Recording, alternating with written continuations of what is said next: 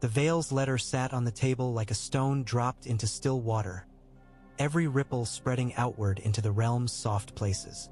Renly read it again as if the words might change. Stannis read it once as if he were weighing how many men would die because it existed. Varys watched everyone's faces instead of the ink, because faces were the only pages that mattered in King's Landing. Baratheon stood by the door, silent, a white presence that made the room feel less like a den of thieves and more like a court that still pretended to have honor. Ned felt the king's sealed decree in his own mind like a brand. The wax had cooled, but the decision behind it was still hot enough to burn. "She wants a council," Renly said at last, voice edged with contempt. "A mountain council, where she decides who may speak and who may breathe." Stannis' mouth tightened. "She wants leverage," he said. "She wants the realm to kneel. She wants attention," Renly corrected. "And Baelish wants time." Ned's gaze lifted sharply. "Time for what?" he asked. Renly's smile was thin. "For Robert to die," he said, too bluntly, and the room's air seemed to stiffen. Marjorie's fingers tightened on the fabric of her sleeve. Varys' smile remained mild. Barristan's eyes flicked once toward the door that led to the king's chambers, as if the cough behind it might hear. Stannis did not flinch. "If Robert dies," he said coldly, "the decree stands." Renly's gaze sharpened. "If Robert dies," he countered, "the city stands between you and your crown, and the city doesn't love you, Stannis. It fears you. Fear breaks." Stannis' eyes were ice. "Love starves," he replied. "Fear obeys." Ned put his palm on the letter, forcing the argument back to the present. "We need the boy returned," he said. "Not as a banner, not as a prize. Returned. Alive." Stannis' gaze pinned him. "Then we demand," he said. Renly snorted. "Demand," he echoed, as if tasting the word. "A demand sent to a widow who's hidden behind the bloody gate her whole life? She'll wipe herself with it." Varys' voice drifted in, soft as smoke. "Not if the demand comes wrapped in something she wants," he murmured. Stannis' gaze cut to him. "And what does she want?" he asked. Varys' eyes flickered, thoughtful. "Safety," he said. "Validation. A world where she is not the frightened girl who watched her husband die, but the Lady of the Vale who decides the realm's fate." Renly leaned forward, eyes bright. "Then we give her that," he said. "We offer a great council here, in King's Landing, not in her nest. We invite her, we flatter her, we make her feel important, and we bring the boy back under guard." Stannis' expression hardened.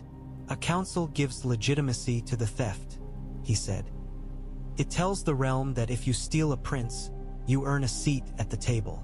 It tells the realm we are not tyrants," Renly snapped. Stannis' eyes narrowed. "Tywin will still call you tyrants," he said.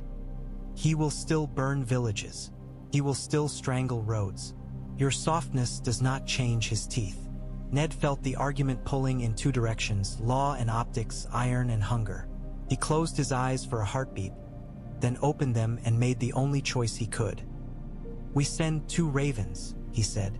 "1, a formal demand with the king's seal, return the boy at once, or the Vale is declared in defiance of the crown. 2, an invitation, formal, witnessed, offering the Vale safe passage to a council in King's Landing to resolve custody and secure the boy's safety." Stannis' jaw tightened. "You want to threaten and flatter in the same breath."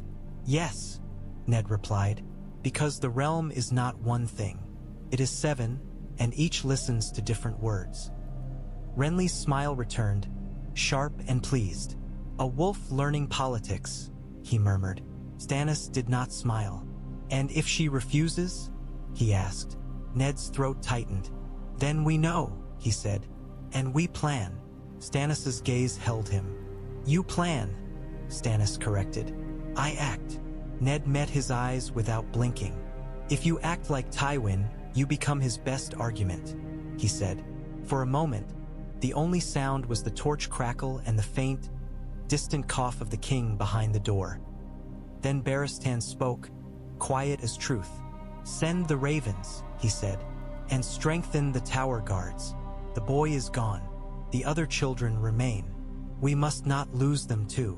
Ned nodded once. "Send them," he said, "now." And as Varys rose to set little birds into motion, Ned felt the realm shift again, subtle like a blade turning in a sheath, because somewhere high in the Vale, Peter Baelish would already be smiling at the idea of a council. A council meant voices. Voices meant chaos. Chaos meant opportunity. Renly fed kings landing the way he did everything. Loudly, publicly, with the kind of warmth that made men forget how hungry they were until the bread touched their fingers. The wagons rolled in from the King's Road under guard, their wheels sinking into mud, their sides painted with reach green. The smell of grain followed them like a promise, and in flea-bottom promises could start riots faster than insults. Renly knew that, so he met the wagons himself, stepping up onto an overturned cart as if it were a dais and not a piece of street rubbish. "Bread!" a woman shrieked, and the sound was half prayer, half animal. Renly raised his hands. "Order," he called, voice carrying. "Order, and you will eat." Loras Tyrell stood nearby with Reach Knights, their armor gleaming wetly. Their presence was a wall made of steel and polish, and it kept the crowd from crushing itself, barely. Gold cloaks watched from the edges, uneasy, because every loaf thrown was a coin of loyalty spent in public without their permission. Renly lifted a loaf and tossed it to a man near the front. Hands lunged. The loaf nearly vanished. Then another, and another. The crowd's roar shifted. Less rage, more gratitude. The dangerous kind of gratitude that turned quickly into expectation. A child cried, and Renly leaned down and handed the child a crust with a smile. The mother wept and kissed his hand. Men in the crowd began to chant his name softly at first. "Renly, Renly." Ned pushed through the press, rein on his shoulders, jaw tight. He hated how effective it was. He hated that hunger could be bought with flour. He hated, most of all, that this kindness was also a weapon. Stannis stood at the edge of the street beneath an awning, dark cloak blending with shadow. His face was carved from disapproval. Renly saw him and smiled wider, as if daring him to object in front of starving mouths. "See," Renly called over the crowd. "This is what a crown is for. Feeding the realm."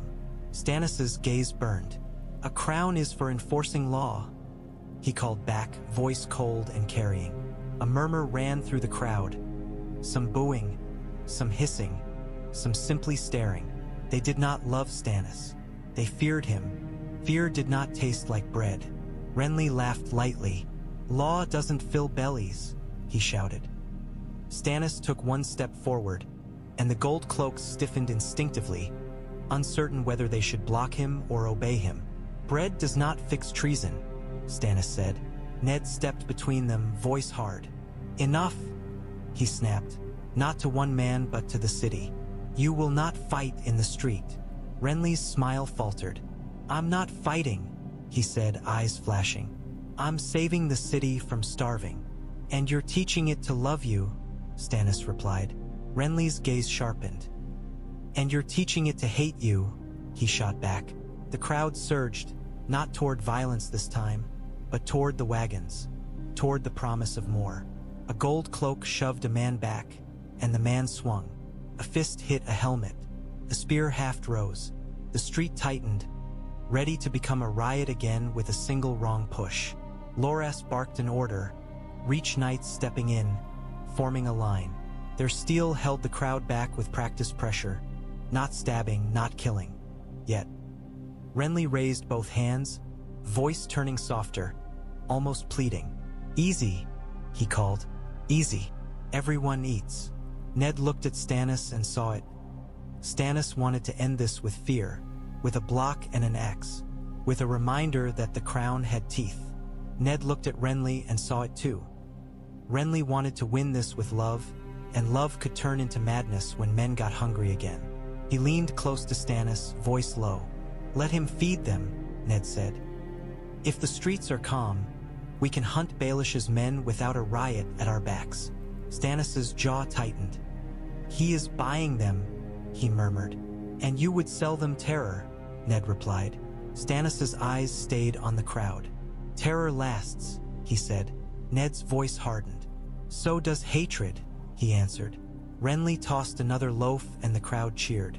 Somewhere, above the street, a septon watched and whispered a prayer, trying to decide whether bread was a blessing or temptation. And in the wet air, with hunger momentarily soothed, Ned felt the deeper danger. The city was beginning to choose which Baratheon it wanted, not by law, by appetite. Tywin did not smile when he learned the boy was in the Vale. He smiled when he realized what the boy could do from there. The war table held maps and stones and ink, but the true battlefield was inside Tywin's eyes. Cold, patient, measuring. Tyrion sat with a cup of wine and a grim look that grew darker as he read the copied falcon-sealed lines Baelish had sent for Tywin's amusement. "A lawful council," Tyrion murmured. "God's father. He's turned kidnapping into etiquette." Tywin's fingers rested on the Kingsroad's line. "He has turned it into leverage," Tywin corrected. Kevin's voice was low. "If Lysa Arryn shelters the boy," he said, "the Vale becomes the story's owner. Lords will gather around that." Tywin's eyes narrowed a fraction. "Lords gather around whoever looks safest," he said. "The Vale always looks safe until someone pays enough to open its gates." Tyrion's mouth twisted. "And Baelish wants to be the hand that holds the coin," he said. Tywin did not deny it. "Baelish wants to be necessary," he replied. "Necessary men are always dangerous." Tyrion leaned forward. "Do you trust him?" he asked. Tywin's gaze did not waver. "No," he said. "That is why he is useful." Kevin tapped the map near Rosby. "Stannis is hunting," he said. "Ned Stark is trying to keep the city calm. Renly is feeding the streets." Tywin's mouth did not move. "Renly's bread will become their expectation," he said. "When it runs low, they will riot again. And when they riot again, they will blame Stannis." Tyrion exhaled slowly. "And when they blame Stannis, Stannis will hang them," he murmured. "Good," Tywin said softly. "Let the city learn to hate him." Kevin hesitated. "And the decree?" he asked. Tywin's eyes moved toward the parchment. "Wax seal, Robert scrawl, Stannis named heir." "Paper," Tywin said. "Paper only holds if men choose to believe it." Tyrion's gaze sharpened. "So we give them something else to believe," he said. Tywin looked at him. "Yes," he replied. "We give them a prince." Tyrion swallowed a bitter laugh. "Our prince," he said. Tywin's voice stayed calm. "A prince in the Vale is a problem for Stannis," he said. "A prince in my hands is a problem for everyone else. If Baelish is delivering him, we pay him until we no longer need him." Kevin's jaw tightened. "How?" he asked. Tywin pointed to the crownlands holds he had seized. "We continue tightening," he said. "We take more hostages. We choke more roads. We starve the city's confidence. And we send quiet gold to the Vale." Tyrion's eyes narrowed. "To Lysa?" he asked. Tywin's gaze was cold. "To her gatekeepers," he said. "To her captains. To her fears. Gold is not a key. It is a hand that turns keys." Kevin nodded slowly. "And if the Vale refuses?" he asked. Tywin's eyes returned to King's Landing on the map. "Then we make King's Landing fall apart," he said. "And when it falls apart, men will beg the Vale to save them with their prince." Tyrion stared at his father, seeing the war's shape. "You're not marching on the city," he said quietly. "You're waiting for it to drown." Tywin's mouth did not move. "Yes," he replied. "And when it is drowning, it will accept any rope I throw." Outside the tent, the rain eased, and the camp's order remained. Tywin Lannister folded Baelish's letter with careful hands and set it aside like a tool. Then he began writing his own letters, not to threaten, to purchase. In the Eyrie, letters were weapons because swords were slow to climb. Lysa Arryn sat at her desk with Peter beside her, his hand resting lightly over hers as he guided the quill's angle, as if teaching her to write a fate she had always wanted. Her cheeks were flushed, Her eyes shone with the same hungry certainty Robert Baratheon wore when he lifted his hammer. Only Lysa's weapon was ink and the belief that she was finally important. "Make it firm," Peter murmured. "Not cruel. Firm. Like a mother." Lysa nodded rapidly. "I am a mother," she whispered. Robert Arryn chose that moment to whimper, thumb in mouth, face red with jealousy. "Mother," he cried. Lysa flinched, then turned toward him with frantic tenderness. "Sweet Robin," she cooed. "Mother is here. Mother." Peter's hand squeezed her wrist, gentle pressure, guiding her back to the letter. "The realm waits," he murmured. Joffrey paced like a trapped animal, dagger flashing in the cold light. "I want my army," he snapped. "I want my throne. I want." "You want obedience," Peter said softly without looking at him. Joffrey's eyes flared. "Yes," he hissed, "and I'll have it." Peter smiled as if proud. "Good," he murmured. "Then you must learn to make men obey you without swinging first." Joffrey's dagger hand trembled. "I'd rather swing," he spat. Lysa wrote, lips moving silently as she formed the words Peter had given her. Lawful counsel, protection, safety, disorder in King's Landing, the boys' welfare, the Vale's rights. Each phrase was a stone placed in a wall. When she finished, Peter pressed the falcon seal into wax. The stamp landed with finality. Lysa's breath came quick, thrilled. "They will have to come," she whispered. Peter's smile warmed. "Yes," he murmured. "They will." Joffrey stopped pacing and stared at the seal. "And what do I get?" he demanded. Peter turned toward him, voice gentle. "You get time," he said. "Time for Stannis to become hated. Time for Renly to become feared. Time for Tywin to become desperate. Time for your name to grow larger than the truth." Joffrey's eyes narrowed. "And my father?" he asked, voice cracking on the lie without meaning to. Peter's smile did not change. "Your father is dying," he said softly, "and a dying man cannot stop stories." Joffrey's jaw tightened, rage masking fear. He looked toward the moon door room beyond, toward the cold hole in the floor. The Eyrie did not feel like safety, felt like a threat wrapped in sky. A knock sounded at the door, Vale guards uneasy. "My lady," a voice called. "A messenger from Gulltown, a man bearing gold." Lysa's eyes widened, thrilled and afraid. "Gold?" she whispered. Peter's gaze sharpened, calm. "Open," he murmured. "Let's see who wants to buy your mountain." And as Lysa rose with her skirt whispering over stone, Peter Baelish watched Joffrey's dagger and Robert Arryn's tears and smiled to himself. Because now the realm was sending money up a mountain for a boy, and whoever paid most would eventually ask for more than a boy. The pouch forced the truth out of Pycelle the way a blade forced blood. Slowly, unwillingly, and with a stink of cowardice.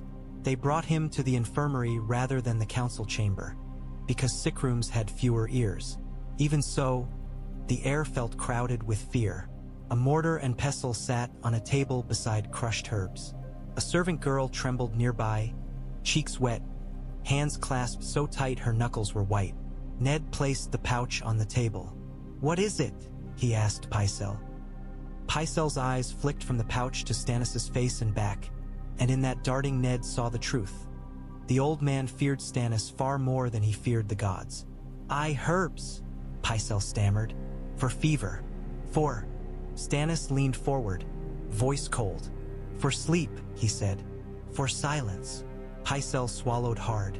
"Milk of the poppy," he whispered. "A little. Only a little." Ned's jaw tightened. "And the powder?" he demanded. The servant girl made a small sobbing sound. Stannis' gaze snapped to her. "You," he said. "Speak." She shook her head desperately.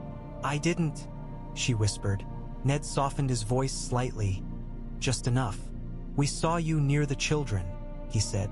"We saw the pouch. If you were forced, say so." The girl's lips trembled. "A man," she whispered. "A man with a ring. He said if I didn't carry it, he'd kill my brother." Stannis' eyes narrowed. "What ring?" he demanded. The girl swallowed. "A lion," she whispered. Pycelle flinched as if struck. "No," he croaked. "No, e." Ned's gaze burned. "They reached you," he said. "They reached the king through you." Pycelle's mouth worked soundlessly. "I serve the crown," he pleaded. "You served whoever frightened you last," Stannis snapped. Barristan's voice came quietly. "The king's fever," he said. "Was it worsened?" Pycelle's eyes watered. I gave him poppy," he whispered, "to ease pain. I swear." Stannis's voice was ice.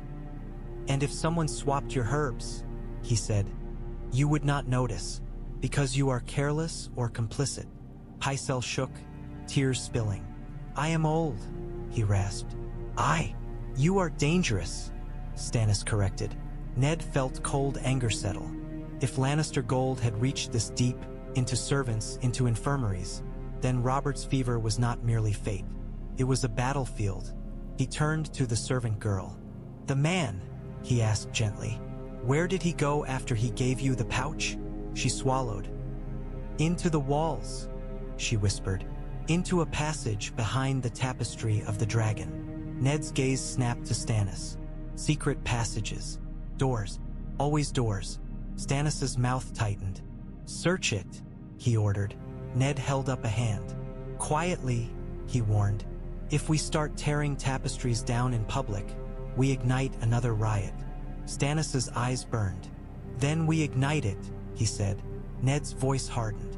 "No," he replied. "Not yet."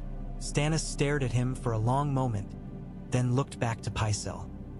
"You will be confined," he said, "under guard. You will not touch the king again without witnesses." Pycelle sagged, sobbing. Ned looked at the pouch one last time and felt the truth like iron in his mouth. Tywin did not need to breach King's Landing's walls to kill a king. He only needed one frightened servant and one open door. Tywin's envoy arrived under a flag of truce, as if truce were a courtesy he offered, not a request he made. The gatehouse opened just enough to admit a small party. A Lannister knight in red and gold, 2 guards, and a maester with a scroll sealed in heavy wax. Their horses were clean despite the mud outside the walls, an insult in itself, as if Tywin's war could not be dirted by the world. Gold cloaks watched with tense faces. Baratheon men watched with harder ones. On the battlements above, Stannis stood like a storm cloud that refused to rain. Ned met them at the inner yard with Renly at his side, and the contrast between them felt like a lesson. Wolf and smiling stag, honor and charm, both out of place in a city that ate such things. The Lannister envoy bowed. "Lord Hand," he said, voice smooth. "Lord Renly."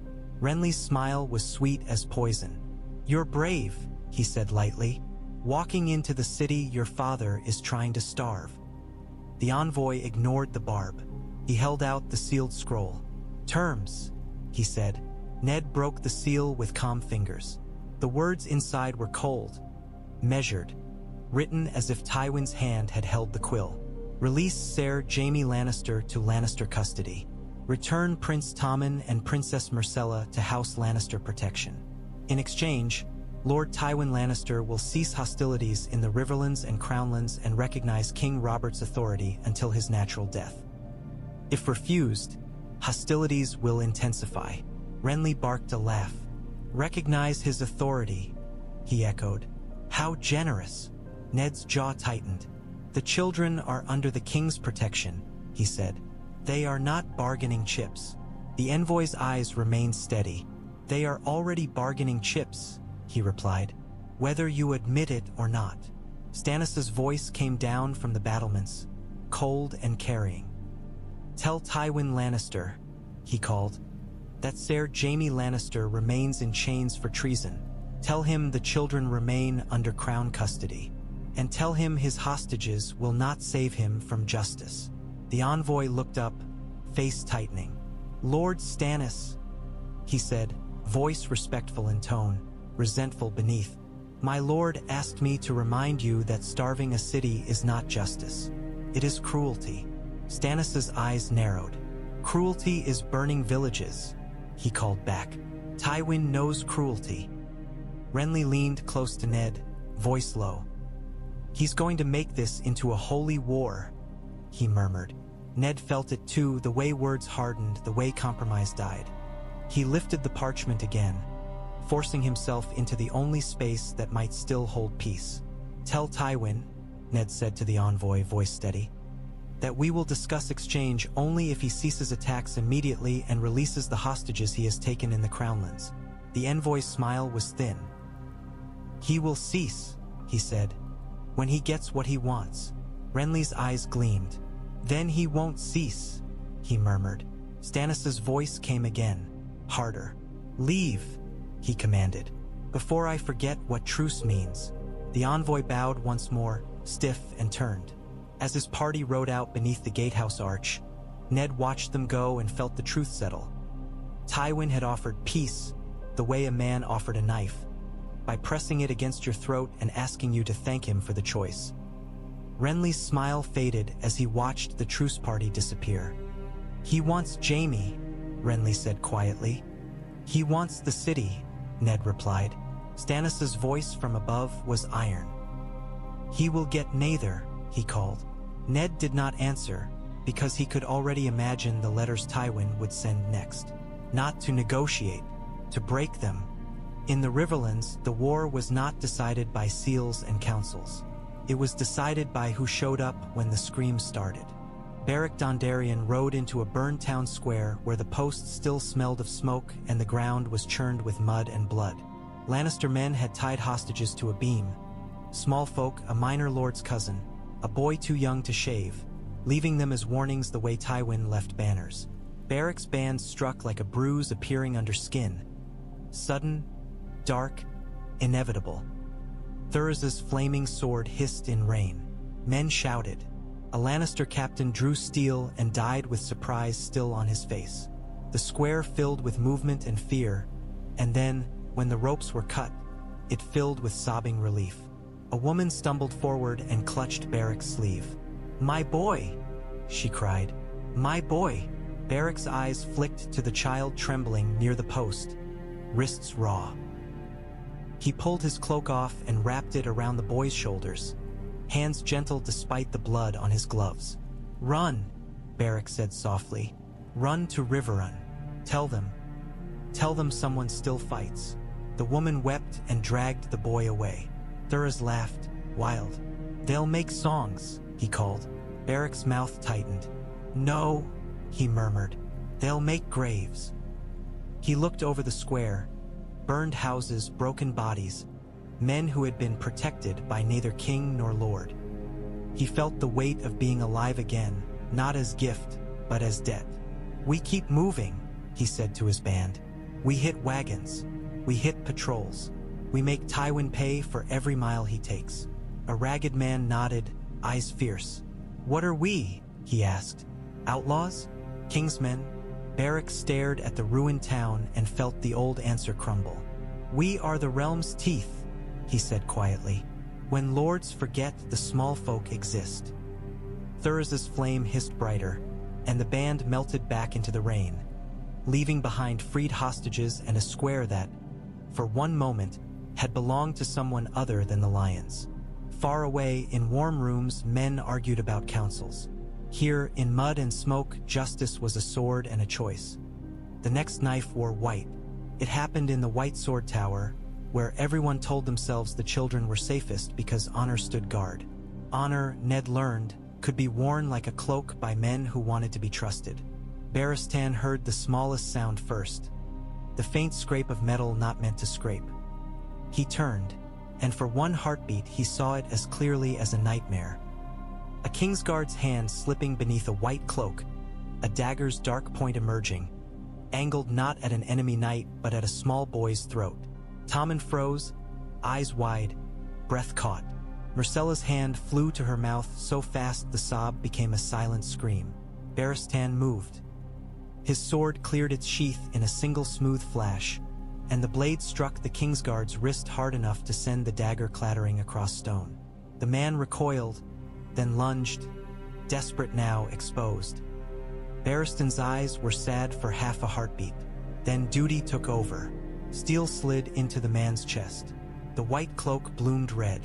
The king's guard staggered, eyes wide, mouth working soundlessly, then collapsed to the floor like a fallen statue. Tommen began to shake, a child's whole body trembling with the sudden understanding that even white cloaks could kill. Myrcella's knees buckled. Barristan caught her before she hit the stone, steadying her with a gentleness that looked almost like grief. The door banged open and Ned burst in with stark guards, sword drawn, eyes wild. What happened? Ned demanded. Barristan looked down at the body, then up at Ned, and his voice was quiet as a grave. Treason, he said. Ned's gaze flicked to the dead man's face. Recognition struck like cold. Ser Boros, he whispered, and the name tasted bitter. A man who had always been soft, always been bought in small ways, now bought in the largest way. Ned knelt and searched the body quickly. He found a small ring inside the man's pouch, lion-shaped, gold-cold against blood. He found a scrap of parchment with a single line of ink. For the West. Ned's jaw clenched so hard it hurt. Barristan's hand rested on Tommen's shoulder, steadying the shaking boy. He would have killed him, Barristan said softly, and then called it mercy, or law, or accident. Ned stood, rage burning behind his eyes. They are trying to remove every piece we can protect, he said, one by one. Myrcella looked up, tears silent. Why? She whispered. Ned swallowed. Because children were banners. Because banners made wars. Because men like Tywin and Baelish and even Stannis spoke of stability while children bled. Because grown men are afraid, Ned said softly. Outside the tower, bells began to ring. Small alarms shouted orders. Stannis would hear. Renly would hear. The Faith would hear. The city would hear. And every ear would turn this into the story it needed. Ned looked at Barristan, voice low. No one enters this tower without you, he said. No one. Not a septon. Not a clerk. Not a brother of the king. Barristan nodded once, face hardening into the only thing left that could hold, duty. And Ned realized with cold clarity that if a white cloak could be bought, then the throne itself was already bleeding. Robert Baratheon demanded his brothers, as if he could command his own death, to wait outside the door. The fever had eased for an hour, one of those cruel gifts sickness sometimes gave, a moment of clarity that arrived not to save you, but to make you understand what you were about to lose. Ned was there when Renly entered, wet cloak trailing, face drawn. Renly tried to smile and failed. When he saw Robert's pallor, the smile died entirely. He knelt at the bedside, and for once the younger Baratheon looked like a boy again. Robert, he whispered. Stannis entered behind him, rigid, face hard, but something tight flickered in his eyes when he saw his brother's state. He did not kneel, he did not soften, but his hands clenched once at his sides, and that was the most grief Stannis allowed himself. Robert lay with the warhammer beside him, as if the weapon might keep his heart beating. His eyes were clear, too clear. He looked at Renly first, then at Stannis, and the old bitterness rose like bile. You too, Robert rasped. Always pulling. Renly's throat worked. I came to help, he whispered. Stannis's voice was clipped. I came because the realm needs order, he said. Robert laughed, thin, then coughed. Order, he spat. Love, law, gods. I should have married a damn ledger. Marjorie stood in shadow near the window, hands clasped, face unreadable. Ned watched her watch and wondered how many futures she could see from that stillness. Robert's gaze snapped back to his brothers. Listen, he rasped, and the command in it was old and familiar. No more fighting in my city. No more. No more making me a joke. Renly's eyes brimmed. You're not. I am, Robert cut in. I am a wounded stag bleeding in a bed while lions and spiders steal my house. Stannis's jaw tightened. Your decree, he began. Robert's eyes flashed. My decree, he snarled. I signed because I was tired, because I was angry, because I wanted I wanted the realm to stop shaking when I blinked. He reached a trembling hand toward Renly. Renly grabbed it like a drowning man. Robert looked at him, voice roughening. You, he whispered. You want crowns. Don't lie. Renly flinched, tears spilling. I want you alive, he whispered. Robert's mouth twisted. Then prove it, he rasped. Stop trying to outshine your brother while I'm still breathing. Renly nodded rapidly, shame and grief tangled. I will, he whispered. I swear. Robert's gaze slid to Stannis. And you, he rasped. You cold bastard. You always wanted to be right. Stannis's face did not move. I wanted the realm not to rot, he said. Robert's eyes burned. Then don't make it rot worse, he growled. You've got paper. You've got seals. Don't drown the city in hangings just because it makes you feel clean. Stannis's jaw flexed. Order requires consequence, he said. Robert's voice turned fierce despite weakness. Order requires men believing you're worth obeying, he snarled. Not just fearing you. Stannis's eyes flicked, a crack of something human, then sealed again. As you command, he said stiffly. Robert coughed, breath ragged. Ned leaned closer, ready to steady him. Robert waved him off weakly. Bring the children, Robert whispered, and the words made the room tighten. Ned swallowed. Myrcella and Tommen are safe, he said. Joffrey is alive, Robert demanded, eyes snapping sharp. Ned held his gaze and lied with iron steadiness. Alive, he said. Robert's eyes closed briefly. Good, he whispered. Then keep them alive. Not for Tywin. Not for you. His eyes opened again, burning at Ned now. For the realm.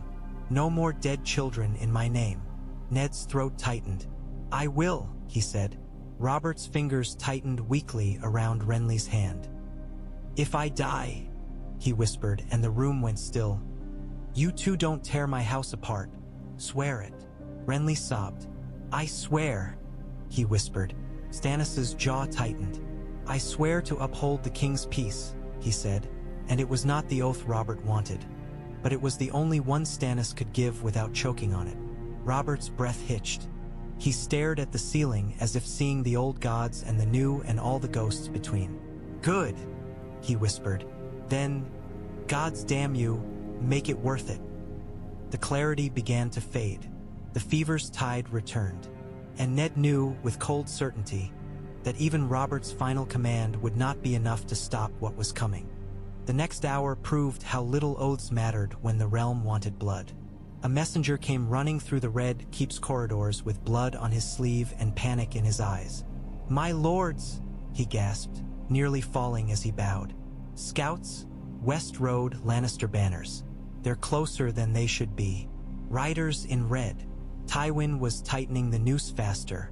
Stannis turned sharply, hand already on his sword. Close the gates, he snapped. Now.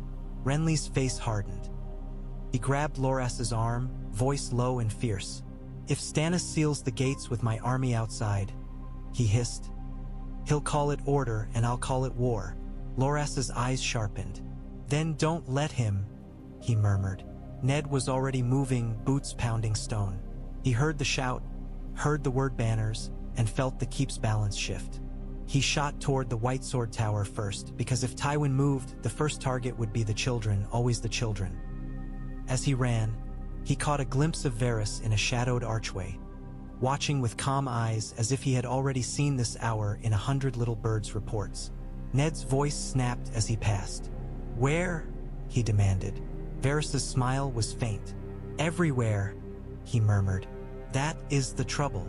Outside a window slit, through rain, Ned saw it, distant, blurred, but unmistakable. A line of red on a ridgeline, banners like wounds against gray sky. The city would see them soon. The city would panic. The faith would howl. The small folk would riot for bread and for princes and for someone to blame. And inside the keep, Stannis and Renly would look at each other with the same thought. If the gate's close with the wrong men outside, this becomes a siege not against Tywin, but against each other. Ned reached the White Sword Tower and found Baratheon already there, sword drawn, face hard. "They tried again," Baratheon said, voice tight. "Not the children, this time the guards. Someone poisoned a man at the door." Ned's stomach dropped. "Poison?" he whispered. "Again." From behind them, footsteps, many urgent. Stannis arrived with Baratheon men, sword out. Renly arrived with Loras, face tight, anger barely leashed. The corridor became a battlefield without blows. Stannis' gaze snapped to Baratheon. "Double the tower guard," he ordered. "No one enters without my word." Renly's eyes flashed. "Your word," he snapped. "Or the king's." Stannis' face went stone hard. "The king's decree," he said coldly, and lifted the sealed parchment as if it were a shield. Renly's mouth twisted. "Written while he was dying," he spat. Ned stepped between them, voice like iron. "Stop," he commanded. "If you start this here, Tywin wins without drawing a sword."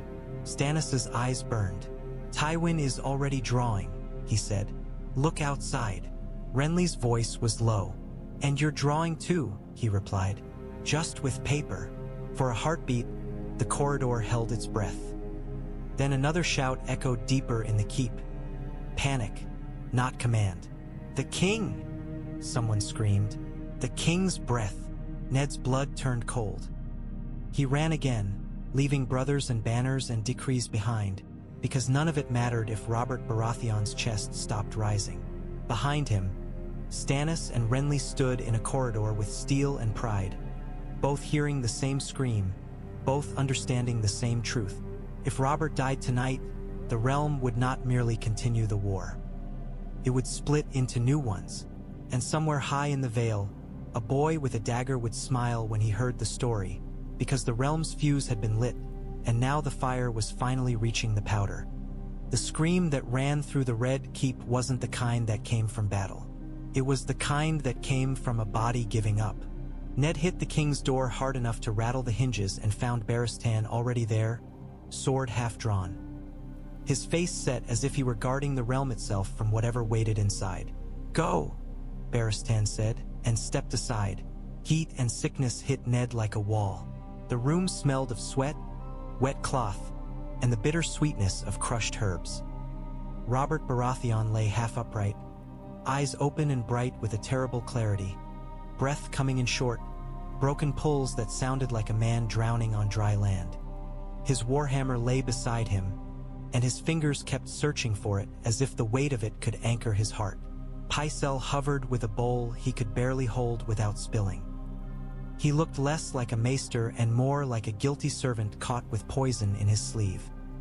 Stannis stood at the foot of the bed with the sealed decree in his hand, rigid as a grave marker. The paper looked obscene next to the king's ragged breathing, ink and wax pretending to be stronger than blood. Renly stumbled in a heartbeat later, soaked through, hair plastered to his brow, eyes wide as if he expected this to be a trick. He took one look at Robert's face and went pale.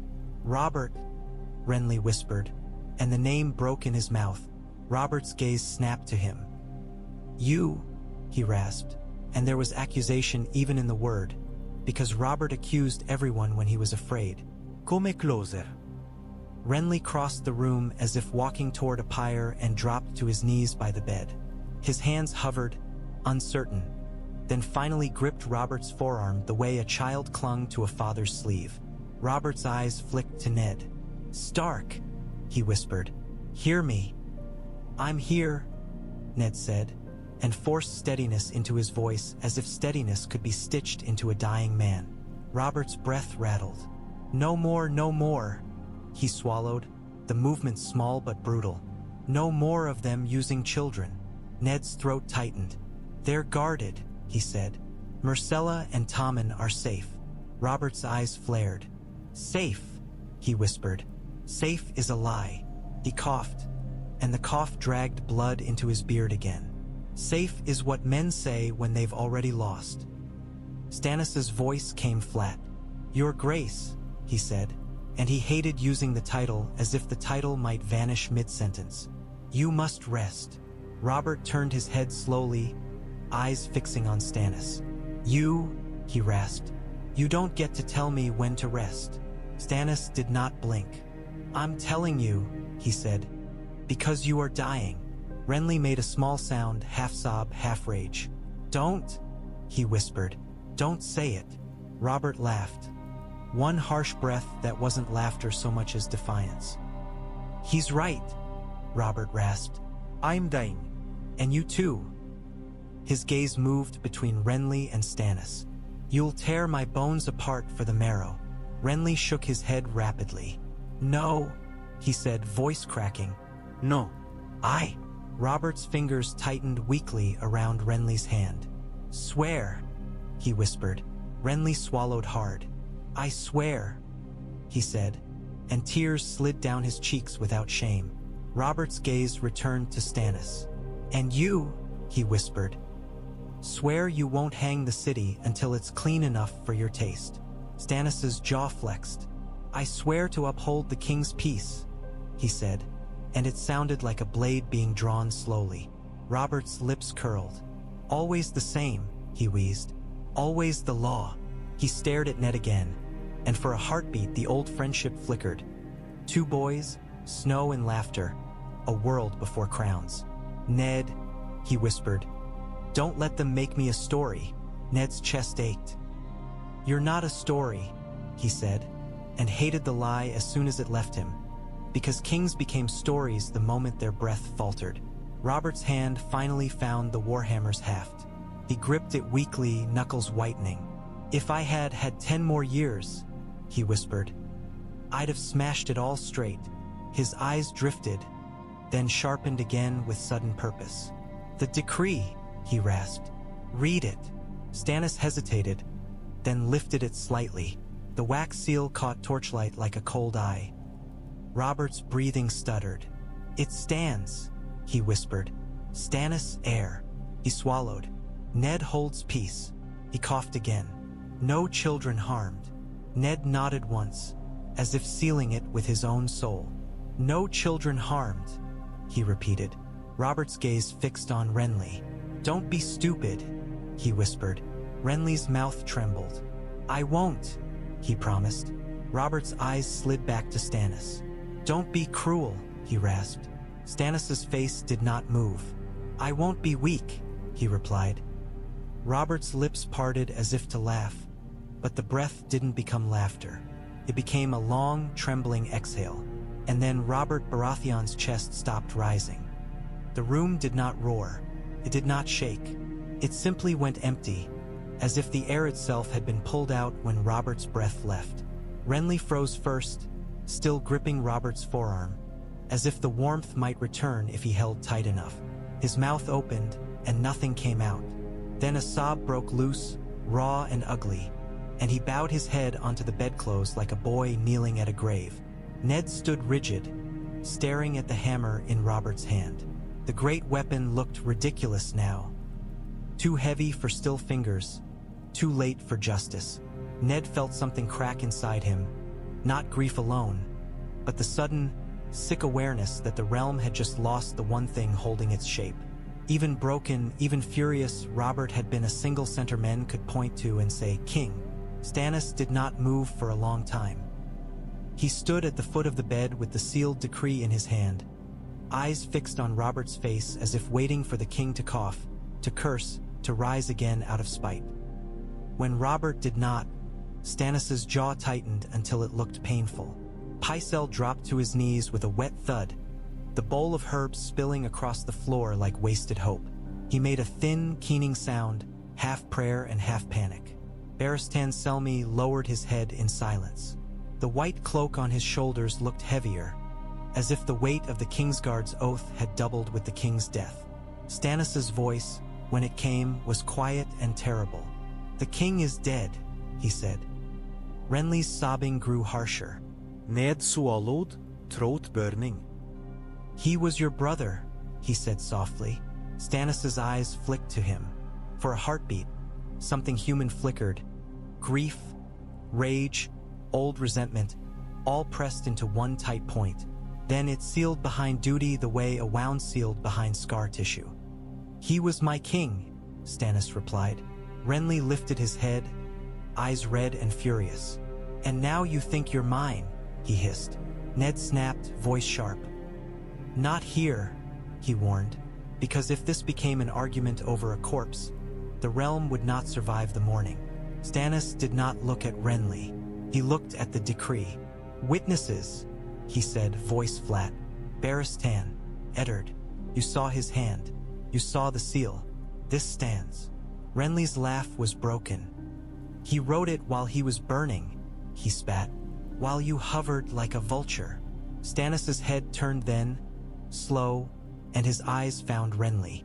Say that again, he said quietly. The words were not a threat shouted. They were worse, a promise spoken softly. Ned stepped between them. Stop, he commanded.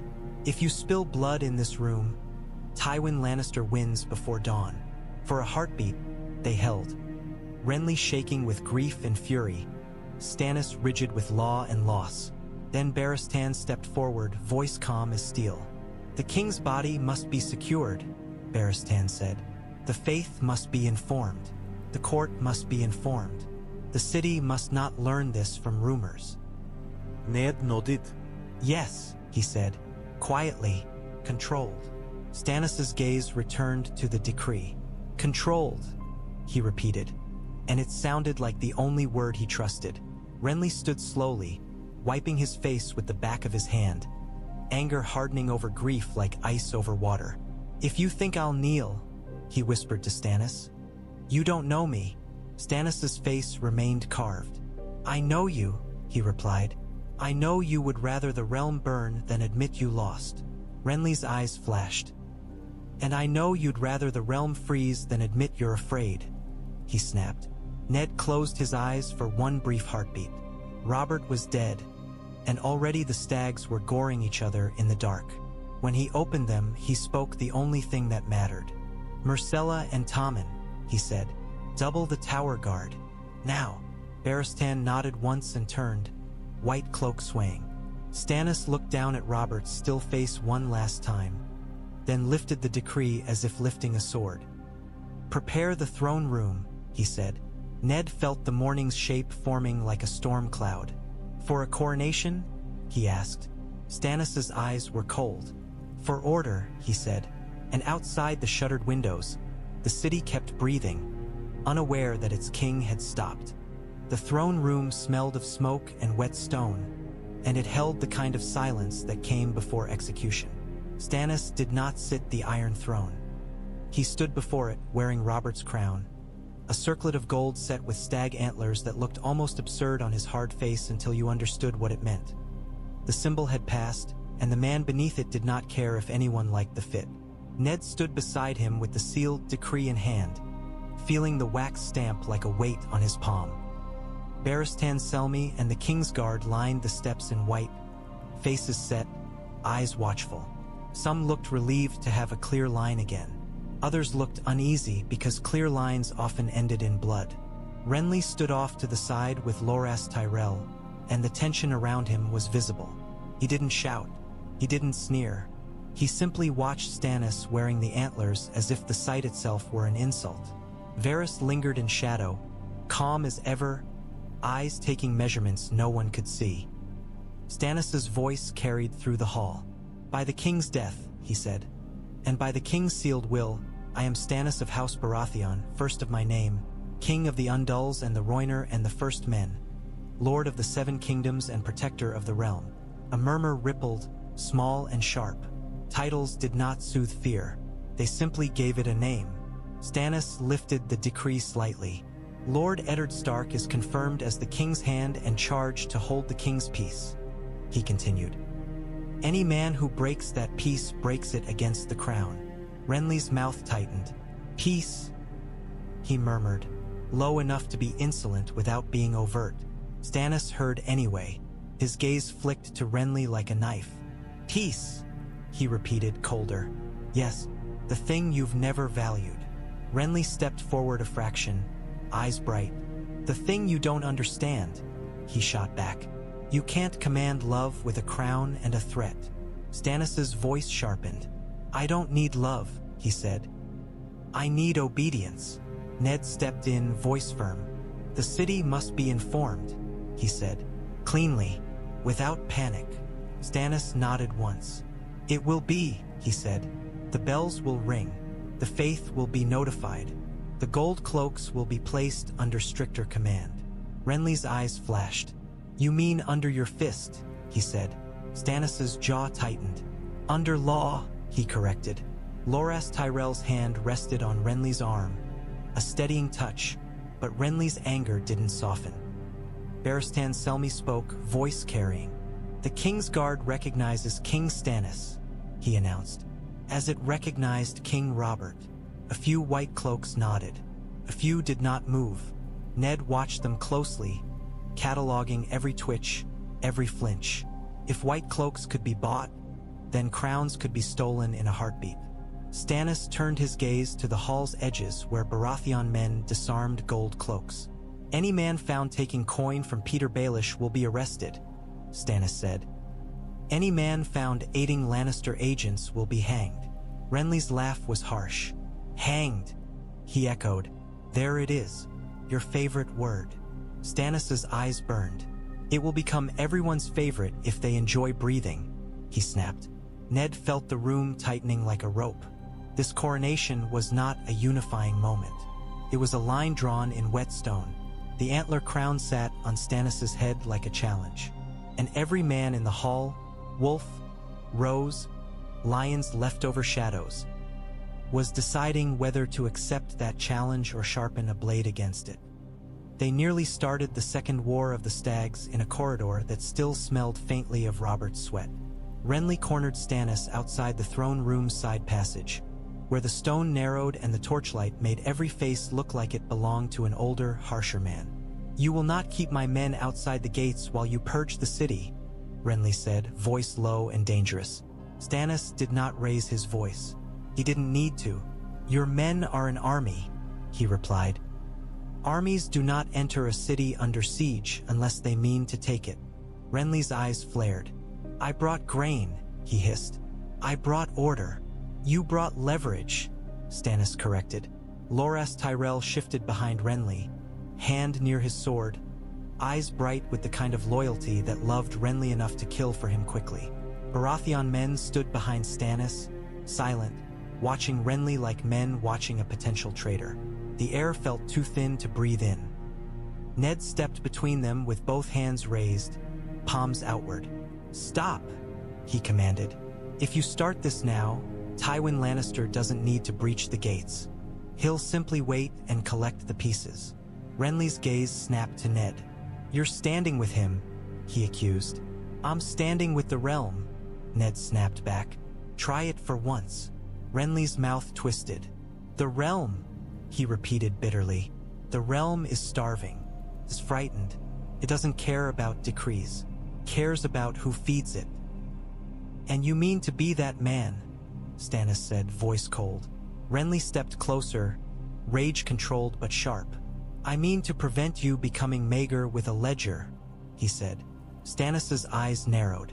Careful, he warned. Renly smiled thinly. Or you'll hang me? He asked. Will you hang your brother 2 hours after your other brother died? Stannis's jaw clenched. If you commit treason, he said, I will do what the law requires. Ned felt cold flood him. This was the moment. This was the crack Tywin would push a dagger into. He leaned in, voice hard and quiet. Neither of you will threaten the other in this keep, he said. Not while Myrcella and Tommen are alive. Not while Jaime Lannister sits in chains. Not while a prince sits in the Vale as a story waiting to be told. Renly's eyes flashed at the mention of the prince. Joffrey, he spat. Baelish stole him. The Vale shelters him. And you think Stannis's antler crown will hold when the boy is paraded like a miracle? Stannis's voice tightened. Then we will retrieve him, he said. And how? Renly demanded. By marching an army up a mountain? By threatening the Vale into war? You'll create the very chaos you claim to despise. Stannis's eyes were hard. Chaos already exists, he said. I intend to end it. Renly's voice dropped, sharp as a blade. You intend to own it, he said. For a heartbeat, it felt like steel would clear sheaths. Loras's posture tightened. Baratheon men shifted. Ned's hand hovered near his own sword, hating the world for making him consider drawing it against either brother. Then Renly exhaled, slow. His eyes stayed on Stannis. I will not kneel today, he said quietly. Not in your city, not under your decree, not while you treat everyone as an enemy. Stannis's face did not soften. Then you declare yourself one, he replied. Ned snapped, voice sharp enough to cut. Enough, he said. Renly, you will keep your men outside the gates, under guard, but your grain will be distributed under joint oversight. Stannis, you will not move against Renly's escort, not unless he strikes first. Stannis stared at Ned. You make bargains, he said. Ned held his gaze. I prevent blood, he replied. Renly's smile was thin, bitter, but he nodded once. Acceptance, for now. Fine, he said. But if your order starts hanging boys for shouting, don't expect me to watch. Stannis's eyes remained cold. Then don't, he said. Renly turned sharply and strode away, Loras at his shoulder like a sword drawn but not yet swung. Stannis watched him go, expression hard as stone. Ned remained in the corridor, alone between two stags who had already begun to gore the realm. Varys came to Ned with a note and a look that was almost pity. Gulltown, the note said in tiny ink. Ned read it, then folded it with careful fingers. Gold, he murmured. Varys inclined his head slightly. Yes, he said softly. Someone is paying the Vale, or trying. Ned's jaw tightened. Tywin, he guessed. Varys' smile was faint. Most likely, he murmured. But gold has many mouths. Ned looked down the corridor where Stannis stood with Davos. Stannis' posture was rigid, as if he could hold the realm upright by refusing to bend. Davos looked tired, and tired men made honest mistakes. If Tywin buys Gulltown, Ned said, he buys a door into the Vale. Varys' eyes gleamed. And doors, he murmured, are the only thing that matter. Ned's mouth tightened. We need the boy, he said. Alive, returned, before Tywin pays enough to make him rescued into Lannister hands. Varys' voice softened. The boy is a story now, he said. The realm will choose the story that feeds it. Renly feeds with bread. Stannis feeds with fear. Tywin feeds with inevitability. Ned's gaze burned. And you? He asked. Varys' smile did not reach his eyes. I feed the realm with time, he murmured. Sometimes it chokes. Sometimes it survives. Ned clenched his jaw. What else? He demanded. Varys hesitated just a fraction, enough to admit he was choosing which truth to give. Then he leaned closer. Lady Lysa is preparing letters, he said softly. Not only to you, to lords, to the faith. She will claim she shelters the prince from tyranny. Ned felt cold slide down his spine. Tyranny, he repeated, and tasted Stannis' name in it like blood. Varys' eyes flicked toward Stannis and back. Words are weapons, he murmured. Baelish is sharpening them. Ned exhaled slowly. Then we must blunt them, he said. Varys' smile returned. Faint. Or redirect them, he replied. Ned looked at the note again, at the single word that meant a port and a door and a price. Send ravens, he said, to Gulltown, to the Vale lords. Remind them the king is dead, Stannis is crowned, and harboring a stolen prince is rebellion. Varys inclined his head. Yes, my lord, he murmured. Ned's voice lowered. And keep eyes on Renly's men, he added. If Tywin wants the city to tear itself apart, Renly is his easiest spark. Varys' smile softened. Renly Baratheon is many things, he murmured. Easy is not one of them. Ned did not feel reassured. As Varys slipped away, Ned felt the realm's new shape tightening around him. Tywin buying doors, Baelish writing stories, Renly feeding crowds, Stannis tightening law like a noose. And somewhere in the Vale, a boy with a dagger waited to become whatever story paid best. Tywin received Robert's death like a man receiving confirmation of weather. He read the raven's words, King Robert dead, Stannis crowned, then set the parchment down as if placing a tool back on its hook. Tyrion watched him, mouth twisting.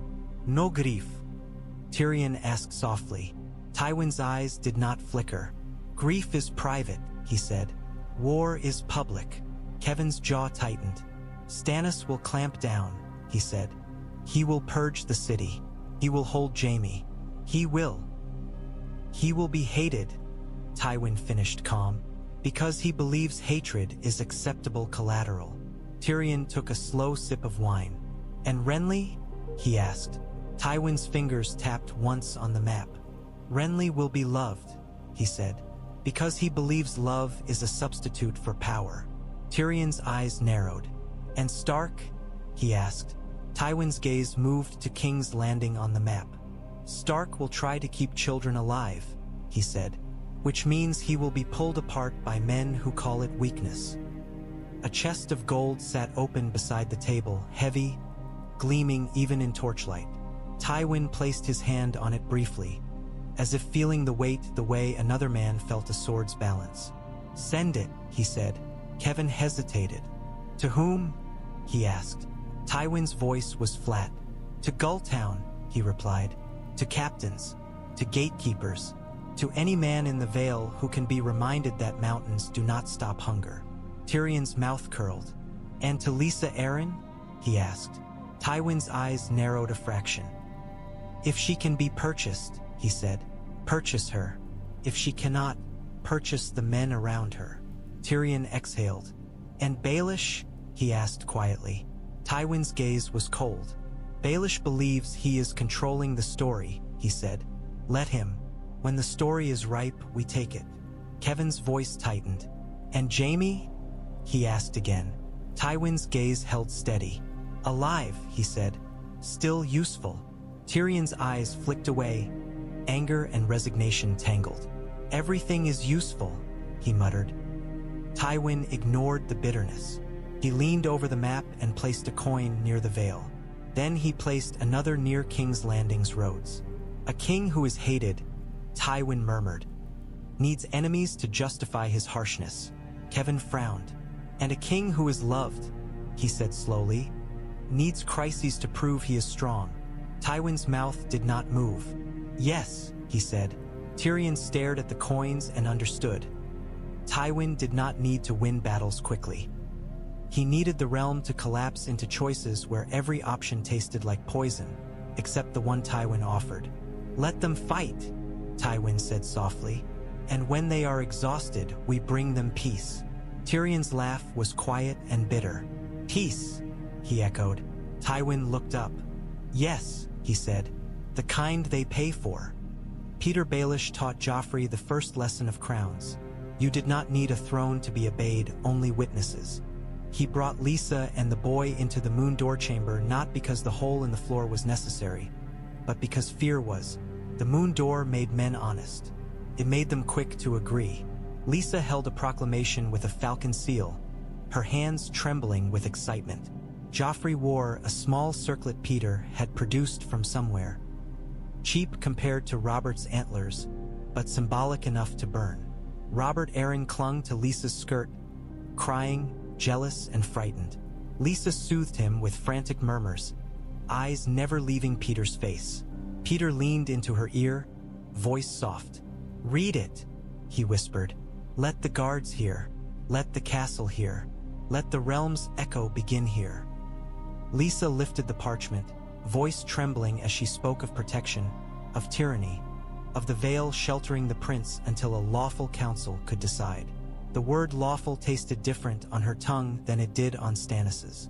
Joffrey stood stiff beside her, dagger in hand, eyes burning. When Lysa finished, he stepped forward without being told, because Peter had told him the most important thing. Step forward when others hesitate. I am Prince Joffrey, he declared, voice sharp, and I will return to my throne. The guards shifted. Some looked at the dagger. Some looked at Peter. All looked uncomfortable. Peter's smile was gentle. You see, he murmured to Lysa, he is brave. Lysa's breath came quick. Yes, she whispered. Yes, he is. Joffrey turned toward Peter, voice low. When do I kill them? He whispered. Peter's smile warmed. When everyone is watching, he whispered back. That's what kings do. Lysa lifted her hands like a priestess blessing a saint. No one will touch you, she vowed to Joffrey. The Vale will protect you. Peter watched the guards' faces and saw the truth. Protection meant responsibility, and responsibility made men eager to find someone else to carry it. He smiled wider, because that was the opening, the moment when fear and duty met, and a story could be sold. King's Landing demanded a king who could be both iron and bread, and Stannis Baratheon was only one of those things. The faith met him outside the Great September beneath a sky that refused to brighten. The High Septon stood with a 7-pointed star held high like a challenge. Small folk crowded behind, candles shaking, faces hard with hunger and rumor. Stannis faced them with Baratheon men behind him and Kingsguard at his side. He looked like a man standing before an enemy he refused to acknowledge as enemy. The prince is in the Vale, the High Septon declared, sheltered from your harshness. Stannis's eyes narrowed. Sheltered from treason, he said coldly. Returned at once, or the Vale is in rebellion. The crowd murmured. Some cheered. Some hissed. Renly watched from a distance with Marjorie near him, and Ned could see the way Renly's presence soothed the crowd like a hand on a fevered brow. That hand was dangerous. Ned stepped forward, voice firm. The crown will send demands and invitations, he said. The prince will be returned alive. The High Septon's gaze slid to Ned. And if he is not? He asked. Ned's throat tightened. Then the realm will know who refused peace, he said. Stannis's mouth tightened. Peace is not a prince held by a widow and a spider, he snapped. The High Septon's voice sharpened. And order is not hangings and threats, he replied. Stannis's hand flexed near his sword. Order is the only thing keeping this city from eating itself, he said. A stone hit the ground near the guard line. Thrown from the crowd, not hard enough to kill, but hard enough to test. Renly's voice carried suddenly, smooth. Give them bread, he called. Give them hope, or they'll take both. Stannis turned his head slightly, eyes hard. Hope doesn't hold gates, he said. Renly's smile was thin. No, he replied, but it holds people. Ned felt the crowd's attention shift between brothers like a pendulum. The realm was choosing in real time, and it wasn't choosing law. It was choosing comfort, and that terrified him more than Tywin's army. The first blood between brothers spilled not in a throne room, but at a gate. Stannis ordered the gatehouse sealed at nightfall. No movement without his seal, no soldiers shifting, no wagons leaving. He called it security. Renly called it a trap. Renly's Stormlands and Reachmen crowded the gatehouse yard, shouting, pushing, demanding passage for wagons and patrols. A single shoved shoulder became a fist. A single raised spear became a threat. In King's Landing, everything escalated quickly when fear was hungry. Renly rode into the yard with Loras at his shoulder, face tight. Open the gates, Renly commanded. The gate captain shook, caught between crown and prince. My lord, King Stannis. Renly's eyes flashed. King, he spat. He wears antlers and thinks it makes him Robert. The gates began to groan shut under Baratheon men's hands. Iron screamed against stone. Renly's voice rose. Stop, he shouted. Loras's sword cleared its sheath with a hiss. Stannis arrived with his guard like a hammer's shadow. Quiet, heavy, inevitable. He held the sealed decree in his hand, and the paper looked ridiculous in rain until you saw men flinch from it. Stand down, Stannis commanded. Renly's horse stamped, agitated. You're sealing my men outside, Renly snarled. You're trying to starve me out inside your own city. I'm preventing you from taking it, Stannis replied. Ned ran into the yard, rain on his face, arms outstretched. Stop, he shouted, voice cracking through the chaos. Stop, both of you. A soldier shoved another. A spear but struck a shield. A reach man slipped in mud and rose with a knife. A Baratheon man swung his sword too fast. Steel flashed. A man screamed. Blood hit wet stone and spread dark. For a heartbeat, everyone froze. Shocked that it had happened, terrified it would happen again. Ned's voice went low and deadly. "Enough," he said. "If you make war here, Tywin wins. If you make war here, the city riots by dawn. If you make war here, Myrcella and Tommen die because someone decides it's simpler." Renly's face went pale at the children's names. Stannis' eyes narrowed, jaw clenched. Loras lowered his blade a fraction. Renly's breath came hard. Then Renly made his choice with a look that held grief and fury and ambition in equal measure. "I will not be caged," Renly said softly. He turned his horse sharply, and his men shifted with him, movement rippling like a tide changing direction. They began to pull back, not surrendering, but withdrawing. Stannis' voice snapped. "If you leave, you declare treason." Renly looked back once, eyes bright in torchlight and rain. "Then hang the whole realm," he said, and rode out as the gates slammed behind him. Trapped outside, yes, but also free of Stannis' grip. Ned stood in the mud with blood on stone and felt the realm split. Stannis stared at the closed gates like a man staring at a wound he could not cauterize fast enough.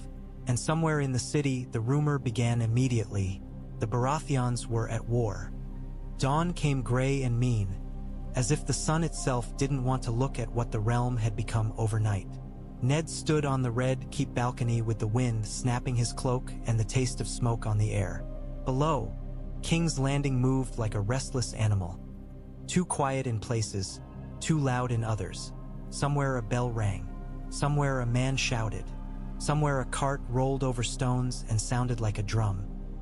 Ravens launched from the rookery in flurries, black against gray, carrying words that would turn into swords wherever they landed. Down in the yard, Stannis spoke to soldiers with his crown in his hand, jaw set. He looked like a man who believed he could force the realm into obedience through sheer refusal to bend. That belief would keep him standing. It would also make men want to push. Ned's eyes drifted to the White Sword Tower. Behind a high window, Myrcella and Tommen were visible for a heartbeat. Small shapes behind glass, kept alive by locks and vows. Even at this distance, Ned could feel their fragility like a blade pressed to his throat. Far off, beyond the city's haze, a thin red line stained the horizon. Lannister banners, closer than they should be. Tywin's noose tightening, always tightening. Ned closed his eyes for a brief second and heard Robert's last ragged breath in his mind. "Don't let them make me a story." Too late. The realm already was a story now. A story of a king who returned, who killed, who died, and who left behind brothers who could not stand in the same room without turning it into a battlefield. Behind the walls, the faith whispered about tyranny and justice. Outside the gates, Renly gathered banners and grain and love into something that could become a crown. In the Vale, a boy with a dagger sat above the clouds and waited to be paraded as a miracle. In the west, Tywin Lannister counted hostages and roads and smiled at the fractures. And in King's Landing, Eddard Stark remained where he had never wanted to be, at the center of a realm that was breaking, trying to hold the smallest lives safe while giants fought over who had the right to call themselves king. He opened his eyes as another raven took flight. The wings beat hard against the wind. The realm beat harder, and somewhere beyond sight, the next war was already marching.